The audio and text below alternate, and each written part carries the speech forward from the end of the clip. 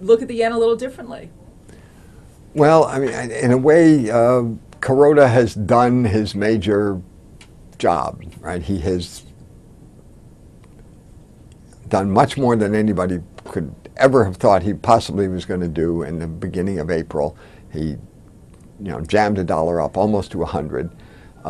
He won the battle with the G20, G7 this last weekend. And now we have a little bit of anticipation that he's going to do a lot of wonderful things at the end of this week. But there's really not much he can do except maybe fill in some more details. Nothing really major, nothing like what's already gone.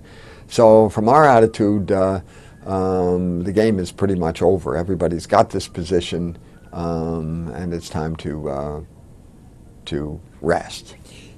Where do you see the yen going? Maybe nowhere short term, but generally speaking, what's the longer term horizon now? Well, I think the longer term horizon, I mean, what Kuroda is doing and what Abe is doing, or Abenomics or whatever is really changing a lot of things inside of Japan.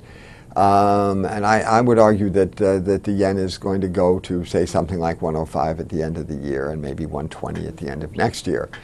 But between now and then, there's a lot of time and a lot of things that can go on, and our attitude is actually that from the roughly 100 level here, it's going to back off to, say, 92 between now and July, and we're going to trade in a range that I'll give a little bit more to the upside, say 102 to 92 for the next 3.5 months.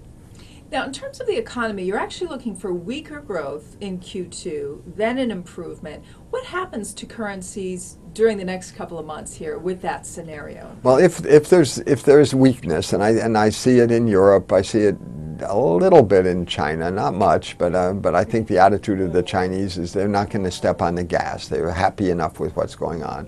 And I see the sequestration and the income tax increases coming in to bite the United States and slow our consumption down a little bit. So therefore, we're going to be a little slow.